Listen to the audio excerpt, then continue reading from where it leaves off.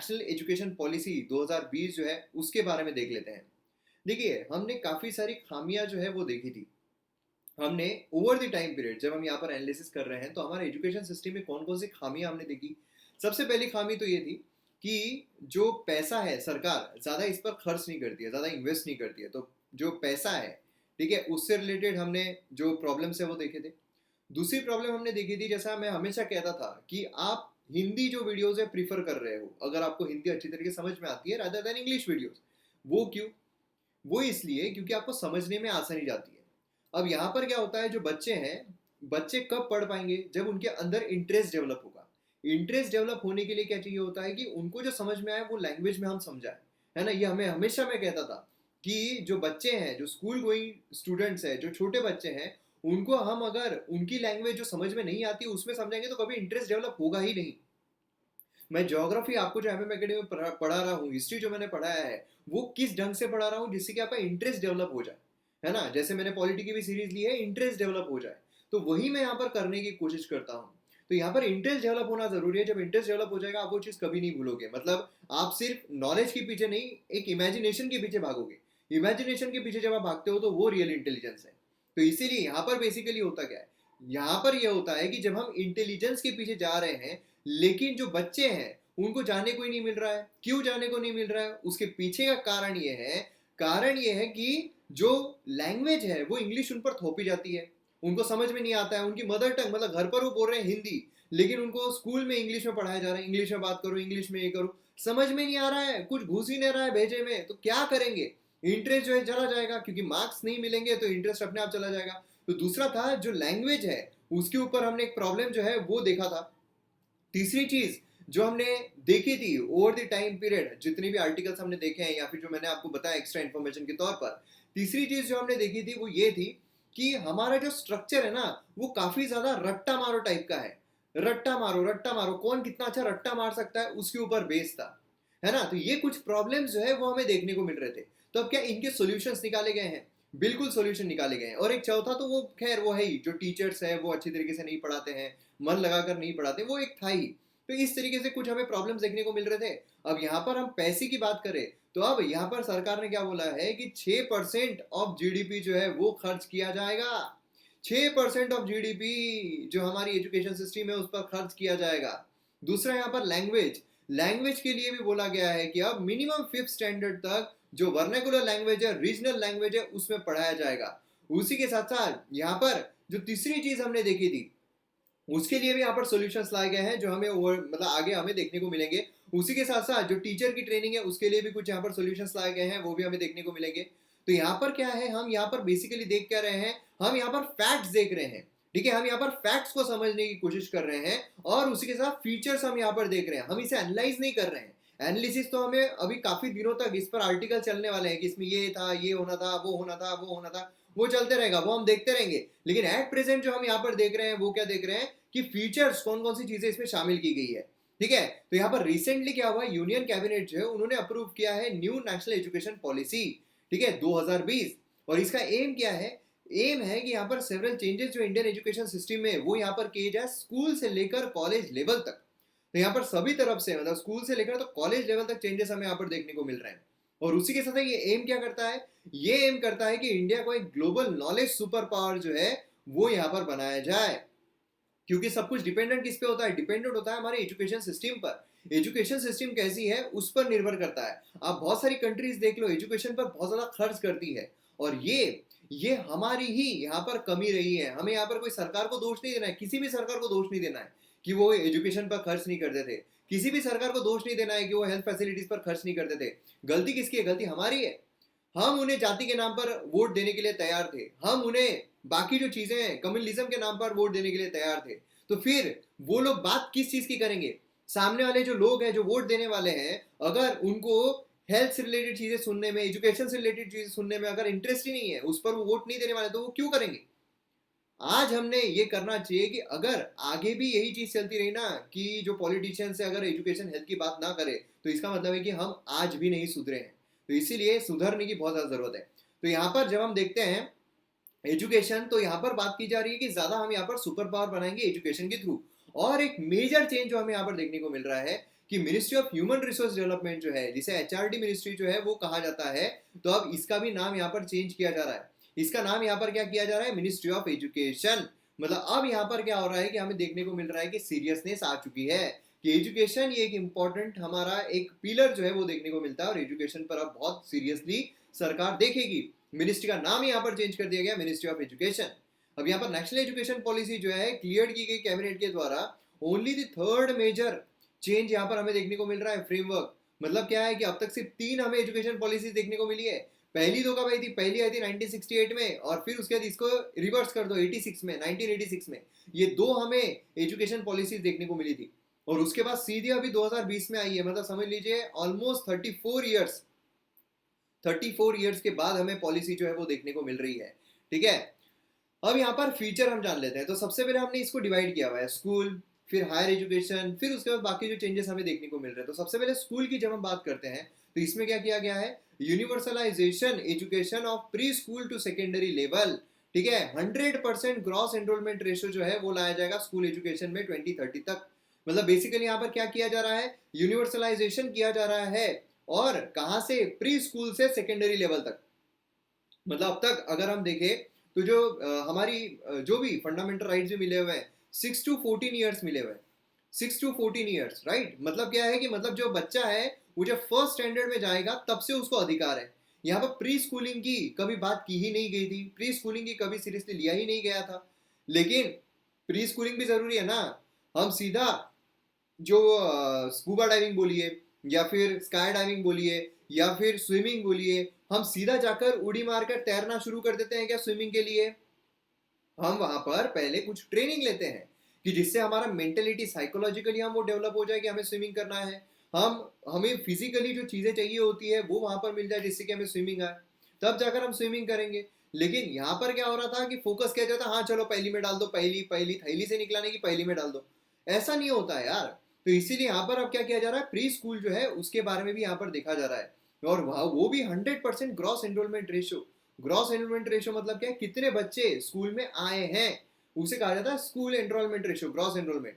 अब यहाँ पर क्या है, 2 crore out of school children जो है उन्हें फिर से यहाँ पर मेन स्ट्रीम में लेकर आना है। क्योंकि क्या करते हैं, बच्चे निकल जाते हैं, घर पे काम होता है या फिर पढ़ाने की फीस नहीं होती है तो निकाल दिए जाते हैं। यहाँ पर अब क्या किया जाएगा, तो फिर से ही 2 करोड़ जो बच्चे हैं जो आउट ऑफ स्कूल चले गए थे उन्हें यहाँ पर वापस लाया जाएगा। और मेजर चेंज जो हमें देखने को मिल रहा है, करंट हमारा 10+2 सिस्टम है। मतलब क्या है, 10 तक सीखो उसके बाद 12, है ना, 10+2 सिस्टम है। लेकिन अब यहाँ पर 5+3+3+4, 5 3 3 4 ये किया जा रहा है। मतलब एजेस क्या है, 3 to 8, 8 to 11, 11 to 14 and 14 to 18 years.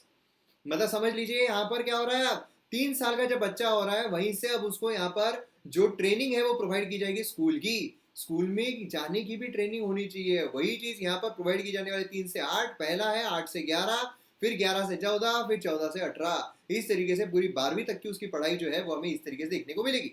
और उसी के साथ यहाँ पर आप देख सकते हो जो फाउंडेशन है, मतलब पहले हमें क्या था कि ये हो गया 6 to 16, और उसके बाद ये 2, है ना, ये हो गया टोटल 12 तक का उसका।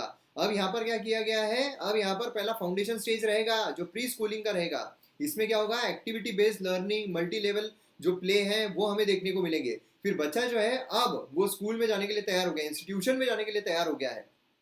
फिर उसके बाद यहाँ पर हमें देखने को मिलेगा पहली स्टेज। ठीक है, इसमें क्या होगा, प्ले, डिस्कवरी, जिससे क्या होगा उसका इंटरेस्ट डेवलप करना है हमें। अगर हम पहली जाकर उससे किताब में पढ़ाना शुरू कर दे कि हमारे कितने प्लेनेट है, 8 प्लेनेट है ना, बताओ, Mercury, Venus, Earth, Mars, Jupiter, Saturn, Uranus, Neptune, Pluto. Pluto अब है नहीं, प्लूटो डार्क प्लेनेट है। लेकिन अगर ऐसा पढ़ाना शुरू कर दे, और वो भी इंग्लिश में पढ़ाना शुरू कर दे, वी हैव 8 प्लैनेट्स, चलो बताओ कितने प्लेनेट है, we have 8 planets, we have 8 planets, our solar system है 8 प्लैनेट्स।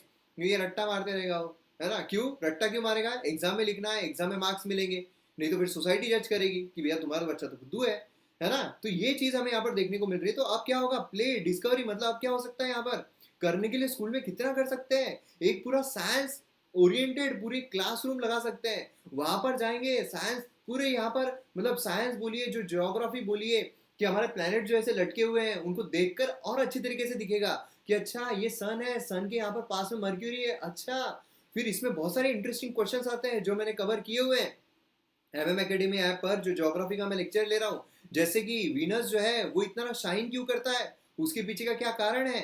उसी के साथ साथ जो मर्क्यूरी है, वीनस है, उसकी कोई भी मून क्यों नहीं है। उसी के साथ साथ जो अर्थ सन के करीब प्लैनेट्स है वो रॉकी क्यों है, बाकी गैशियस क्यों है ना। ऑरोरा जो है वो फॉर्म क्यों होता है। उसी के साथ अर्थ जो है वो ब्लू क्यों है। तो ये सारी चीजें, इतने काफी सारे इंटरेस्टिंग क्वेश्चन जो है मैंने उसमें कवर किए हुए हैं। तो क्या होता है, ये मैंने भी ज्योग्राफी में शुरू करने के लिए जहां से हमारा सिलेबस हो रहा है वहां से कर सकता था कि हाँ चलो अर्थ जो है उसका लॉन्जिट्यूड होता है, लैटिट्यूड होता है। लॉन्जिट्यूड मतलब सीधी रेखा, लैटिट्यूड मतलब ऐसी, फिर उसके बाद जो इंटरनेशनल डेट लाइन है वो होती है, टाइम जोन ऐसा होता है, ग्रीनविच मेरिडियन से जाता है। ये करना कर सकता था मैं, लेकिन वही होता था फिर कि आपका इंटरेस्ट नहीं है। बहुत सारे लोगों को ज्योग्राफी में इंटरेस्ट नहीं आता है। अब कितने सारे मैसेजेस आते हैं मुझे कि ये लेक्चर्स देख के अब ज्योग्राफी में इंटरेस्ट आ रहा है, अब ये लग रहा है कि आगे क्या होने वाला है, क्या होगा, किस तरीके से क्या होता है। तो ये जरूरी होता है हमेशा पढ़ाई में। तो ये यहाँ पर क्रिएट किया जाएगा। फिर उसके बाद आएगी मिडिल स्टेज, इसमें क्या होगा, लर्निंग। लर्निंग यहाँ पर की जाएगी, उसी के mathematics, art, social science, humanity, ये सारी चीजें इसमें की जाएगी।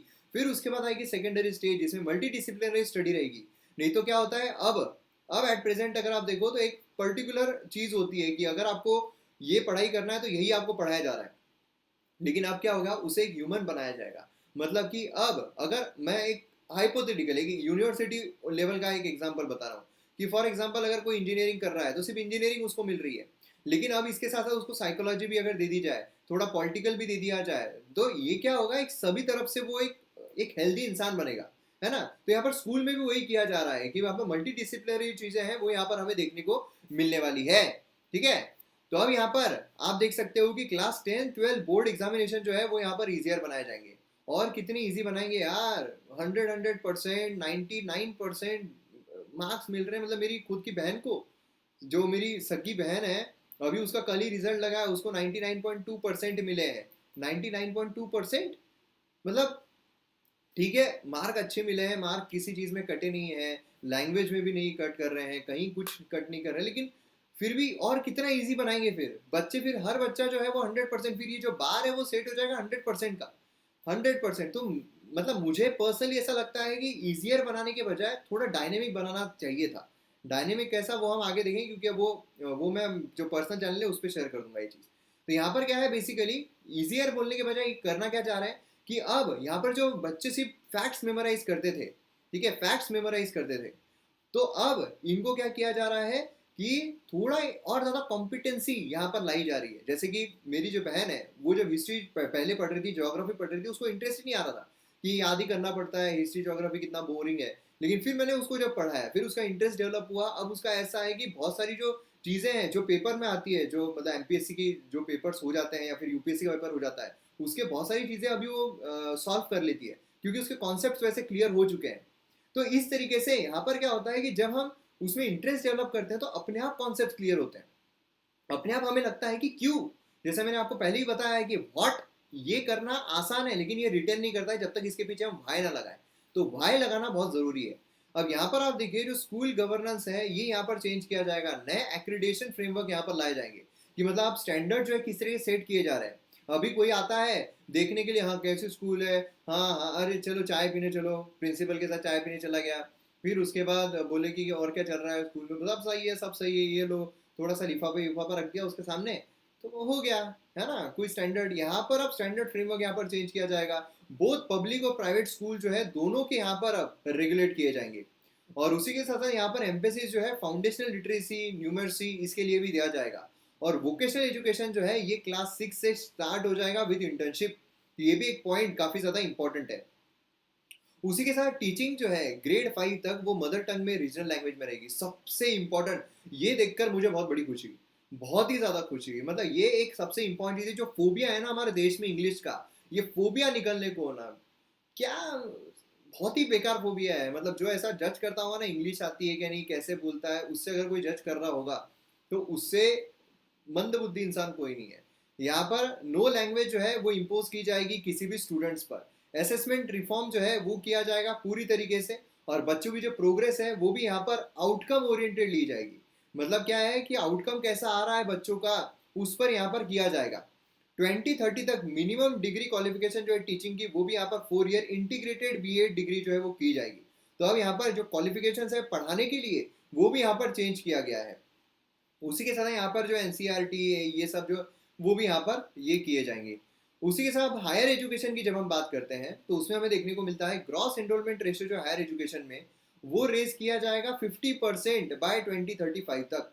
तो ये भी एक इंपॉर्टेंट चीज है। एट प्रेजेंट अगर हम देखें तो हमें 26.3 देखने को मिलता है, अभी से बढ़ाकर 50 कर दिया जाएगा 2035 तक। ठीक है। उसी के साथ होलिस्टिक अंडर ग्रेजुएट एजुकेशन जो है फ्लेक्सिबल करिकुलम रहेगा 3 to 4 years with multiple exit options, और उसी के साथ अप्रोप्रिएट सर्टिफिकेशन उस दौरान। कि मतलब ऐसा ना हो कि बच्चा जो है अगर उससे बीच में कुछ प्रॉब्लम की वजह से कुछ हुआ है तो उसका सब वेस्ट हो जाए।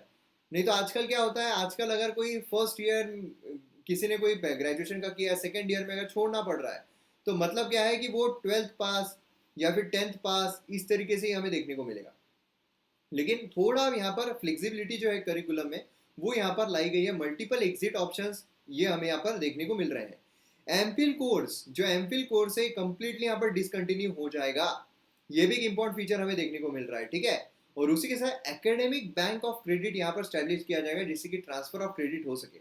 मतलब कि अगर कोई एक इससे दूसरी इसमें जा रहा है तो फिर यहाँ पर एकेडमिक बैंक ऑफ क्रेडिट जो है वो रहेगा, जिससे कि ये पता रहेगा कि हाँ इसने इतने क्रेडिट जो है, अगर आपने इतना पढ़ा है तो इतने क्रेडिट आपको मिल रहे हैं, है ना। तो ये एक चीज जो है ये बैंक यहाँ पर क्रिएट हो जाएगी, जिससे कि क्या रहेगा, ऐसा नहीं है कि अच्छा ये तो सिर्फ उतना ही है, ये तो उतना ही है, मतलब जब तक वो सर्टिफिकेट नहीं मिल जाता तब तक वो ये हुआ ही नहीं है। ऐसा नहीं, जैसे कि यूपीएससी का है कि जब तक अगर आपने ये क्लियर नहीं कर लिया, इंटरव्यू क्लियर नहीं कर लिया, तब तक लिस्ट में आपका नाम नहीं आया, मतलब आप सिलेक्टेड नहीं हो, है ना। लेकिन आपको नॉलेज नहीं है, ऐसा है कि अगर आप इंटरव्यू तक गए, इंटरव्यू में नहीं हो पाया तो ऐसा है कि आपके पास नॉलेज नहीं है, बिल्कुल नहीं है, ऐसा नहीं है, नॉलेज तो आपके पास है ही, है ना। तो ये जो बैंक है ना यहाँ पर, ये यहाँ पर क्रिएट की जाने वाली है। Multi disciplinary education research universities जो है वो भी यहाँ पर देखने को मिलने वाली है इनके लेवल की। उसी के साथ साथ यहाँ पर जो नेशनल रिसर्च फाउंडेशन है वो यहाँ पर क्रिएट की जाने वाली है, अपेक्स बॉडी, ये भी काफी इंपॉर्टेंट है, जिससे क्या होगा, रिसर्च यहाँ पर काफी ज्यादा इंक्रीज हो जाएगी। अब यहाँ पर higher education commission of India ये सेटअप की जाएगी कि सिंगल अम्ब्रेला बॉडी, नहीं तो एट प्रेजेंट अगर हम देखें तो इतनी सारी है ना, टेक्निकली इसके लिए आईसीटी, यूजीसी, बहुत सारे हैं। तो यहाँ पर क्या किया जाएगा, एक सिंगल अम्ब्रेला बॉडी क्रिएट की जाएगी, higher education commission of India. ठीक है। एंटायर हायर एजुकेशन के लिए, एक्सक्लूडिंग मेडिकल और लीगल एजुकेशन। तो ये भी चीज़ यहाँ पर काफ़ी ज़्यादा इंपॉर्टेंट है। पब्लिक और प्राइवेट हायर एजुकेशन इंस्टीट्यूशन जो है गवर्न किए जाएंगे सेम सेट ऑफ नॉर्म से रेगुलेट करने के लिए। और उसी के साथ यहाँ पर जो 4 इंडिपेंडेंट वर्टिकल्स हैं जिसमें हमें national higher education regulatory council देखने को मिलती है रेगुलेट करने के लिए, general education council standard set करने के लिए, higher education grant commission funding के लिए, उसी के साथ साथ यहाँ पर नेशनल एक्रीडेशन काउंसिल एक्रीडेशन के लिए। तो ये जो है हेकी के अंदर में हमें यहाँ पर 4 इंडिपेंडेंट वर्टिकल्स देखने को मिलने वाले हैं। तो ये भी काफी ज्यादा इंपॉर्टेंट चीज है। ठीक है, बहुत इंपॉर्टेंट चीज है ये। एफिलिएशन जो है काउंसिल का, अपना कॉलेज का, वो यहाँ पर 15 ईयर्स में फेज आउट होगा। तो ये भी एक चीज काफी ज्यादा इंपॉर्टेंट हमें देखने को मिलती है। तो यहाँ पर आप देख सकते हो लर्निंग प्लान जो है, की फीचर जो है वो क्या है, पब्लिक स्पेंडिंग जो एजुकेशन पे वो अब यहाँ पर रेस की जाने वाली है 6% ऑफ जीडीपी। ठीक है, बहुत इंपॉर्टेंट है। Ministry of human resource development को मिनिस्ट्री ऑफ एजुकेशन में कर दिया जाएगा। सेपरेट टेक्नोलॉजी यूनिट जो है वो यहाँ पर सेटअप किया जाएगा, जिससे कि टेक्नोलॉजी ओरिएंटेड हम पढ़ाई जो है यहाँ पर कर सके। ठीक है, तो इसमें टेक्नोलॉजी एडवांसमेंट काफी ज्यादा होने वाली है। उसी के साथ यहाँ पर यूनिवर्सलाइजेशन जो है 3 to क्लास 10, है ना। यहाँ पर लिटरेसी, न्यूमर्सी, ये भी स्किल यहाँ पर डाली जाएगी। मदर टंग में किया जाएगा क्लास 5 तक, ये सब है। फिर हायर एजुकेशन नए अम्ब्रेला रेगुलेटर जो है ये यहाँ पर लाए जाने वाले हैं। और 1 to 2 ईयर पीजी प्रोग्राम जो है ये, और एमफिल जो है डिसकंटिन्यू हो जाएगा। तो ये चीजें हमें यहाँ पर देखने को मिल रही है। बाकी अगर हम कुछ चेंजेस देखते हैं, autonomous body national education technology forum ये यहाँ पर क्रिएट की जाने वाली है। ये क्रिएट क्यों की जाने वाली है, for the free exchange of ideas, जो हमारे आइडियाज है उसका फ्री एक्सचेंज हो सके on the use of technology, जिससे कि हम लर्निंग को एनहांस कर सके, असेसमेंट को एनहांस कर सके, प्लानिंग को एनहांस कर सके, एडमिनिस्ट्रेशन को एनहांस कर सके। ये काफी ज्यादा इंपॉर्टेंट चीज है। ठीक है, national education technology forum, national assessment centre परख, ये जो है क्रिएट किया जाएगा टू एक्सेस द स्टूडेंट्स। ये भी काफी ज्यादा परख परख परख, पलट नहीं है, परख है। ठीक है, उसी के साथ साथ जो फॉरेन यूनिवर्सिटीज है to state up campus India में, इसके लिए भी रास्ता जो है वो साफ किया गया है। जो जेंडर इंक्लूजन फंड है वो यहाँ पर सेटअप किया जाएगा, उस पर एम्फेसिस जो है वो दिया जाएगा। National inclusion gender inclusion fund काफी इंपॉर्टेंट है। स्पेशल एजुकेशन जोन जो है डिसएडवांटेज जो ग्रुप होता है, जो रीजन्स होते हैं उसके लिए। नेशनल इंस्टीट्यूट जो है Pali, Persian, Prakrit, Indian institute of translation interpretation to be setup. उसी के साथ साथ जो पब्लिक इन्वेस्टमेंट है वो भी यहाँ पर इंक्रीज करने की बात की जा रही है। Education sector to reach 6% of GDP at the earliest. Currently India अगर हम देखें 4.6, बहुत सारी जगहों पर 3% भी बोला जाता है, लेकिन 4.6 जो है ये देखने को मिल रहा है total GDP. Most of the countries अगर हम देखें तो 7 से 8% तक भी खर्च करते हैं, ठीक है, बड़ी बड़ी जो कंट्रीज है। तो यहाँ पर आप देख सकते हो डिजिटल ट्राइब जो है वो भी हमें देखने को मिल रहा है, जहाँ पर न्यू एजुकेशन पॉलिसी जो है यहाँ पर टेक्नोलॉजी के लेवल पर एजुकेशन प्रोवाइड करेगी। टेक्नोलॉजी एजुकेशन में एक ऑटोनोमस बॉडी जो है नेशनल एजुकेशन टेक्नोलॉजी फोरम, ये यहाँ पर क्रिएट किए जाने वाली है, जिससे कि आइडियाज जो है टेक्नोलॉजी पर वो यहाँ पर एनहांस हो सके, एक्सचेंज हो सके। और उसी के साथ डेडिकेटेड यूनिट जो है डिजिटल इंफ्रास्ट्रक्चर क्रिएट करने के लिए वो भी यहाँ पर किया जाएगा। इंटीग्रेशन जो है टेक्नोलॉजी का वो भी यहाँ पर किया जाएगा क्लासरूम प्रोसेस को इम्प्रूव करने के लिए, तो काफ़ी इंपॉर्टेंट है। टीचर एजुकेशन अगर हम देखें तो मिनिमम क्वालिफिकेशन जो है वो 4 ईयर इंटीग्रेटेड बीएड डिग्री यहाँ पर पाई जाएगी। फाइनेंशियल सपोर्ट अगर हम देखें तो यहाँ पर जो स्टूडेंट्स हैं जो एससी, एसटी, ओबीसी कम्युनिटी से बिलोंग करते हैं, फिर सोशली, एजुकेशनली, इकोनॉमिकली डिसएडवांटेज है, उनको भी यहाँ पर इंसेंटिव्स प्रोवाइड किए जाएंगे। उसी के साथ प्रोफेशनल एजुकेशन, यहाँ पर क्या है वोकेशनल एजुकेशन की जो बात की थी तो वो भी यहाँ पर अच्छी तरीके से दिया जाएगा। मल्टी डिसिप्लिनरी एजुकेशन रहेगा, मतलब ऐसा नहीं है कि एक इंसान ये स्ट्रीम का है तो उसको यही स्ट्रीम का पता है, अलग अलग स्ट्रीम की भी चीज़ें दी जाएगी। कोडिंग जो है, कोडिंग का भी यहाँ पर जो एजुकेशन है वो प्रोवाइड किया जाएगा। तो ये सारी चीज़ें हमें यहाँ पर देखने को मिलती है। काफ़ी इंपॉर्टेंट, काफ़ी इंटरेस्टिंग ये एजुकेशन पॉलिसी देखने को मिल रही है, और ये एजुकेशन पॉलिसी चेंज ला सकती है ऐसा देखने को मिल रहा है। बाकी जो इस पर क्रिटिज्म है या फिर फेवर में चीज़ें हैं, अच्छी क्या है बुरी क्या है, ये तो हम आगे देखने वाले हैं ही।